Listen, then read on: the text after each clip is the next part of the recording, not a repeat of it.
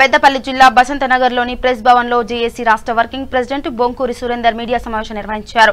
ఈ నెల 20న పెద్దపల్లి జిల్లా కేంద్రంలో తెలంగాణ ప్రజా సంఘాల జేఏసీ చైర్మన్ పొన్నం సత్తయ్య గౌడ ఆధ్వర్యంలో నిర్వహించనున్న ఈ రాజ్యాంగ రక్షణ సదస్సు కరపత్రాలను ఆవిష్కరించారు. అనంతరం వారు మాట్లాడుతూ అన్ని వర్గాల ప్రజలకు సమాన హక్కులు కల్పించి రచించిన రాజ్యాంగాన్ని నేటి బీజేపీ ఆర్ఎస్ఎస్లు మార్చి దాని స్థానంలో మన ధర్మాన్ని తీసుకురావాలని ప్రయత్నిస్తున్నాయని తెలిపారు.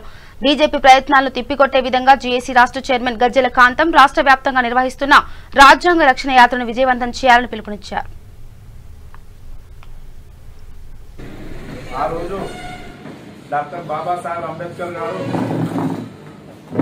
అన్ని వర్గాల ప్రజలకు సమాన హక్కులు కల్పించి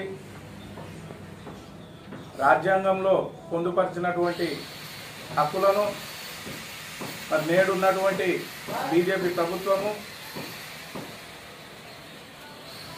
రాజ్యాంగం ముఖ్యంగా కావాల్సింది ఏంటంటే అంటే మహాత్ముడంగా దీనిని ఎందుకు కంపట్టిందంటే ఇంతకుముందు ఒకసారి ఎత్తివేసి ఏది కేంద్ర గవర్నమెంట్ అనేది ఎత్తివేసింది కాబట్టి అప్పుడు చాలామంది చనిపోవడం జరిగింది, అందరికీ తెలిసింది.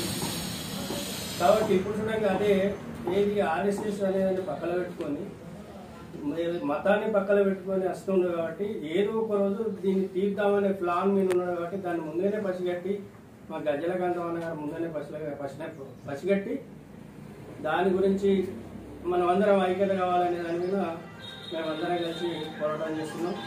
దాన్ని ఏ విధంగా చూపి కొడతాం. ఇంకొకటి ముఖ్యమైన విషయం ఏంటంటే ఒకడు ఏది కర్నూలు దగ్గర అతని పేరు నేరత శ్రీన్ అని ప్రవీణ్ కుమార్ గారిని ఏది అనరాని మాటలు అన్నాడు. అతని మీద ఇప్పుడే పోలీస్ స్టేషన్లో కేసు పెట్టడానికి రెడీ ఉన్నాం. ఖచ్చితంగా ఈ 2 రోజుల్లో అతనికి తగ్గి క్షమాపణ చెప్పకపోయిన తర్వాత ఖచ్చితంగా ప్రవీణ్ కుమార్ నేరాల శ్రీన్ మీద మాత్రం కేసు ఖచ్చితంగా బుక్ చేస్తాం.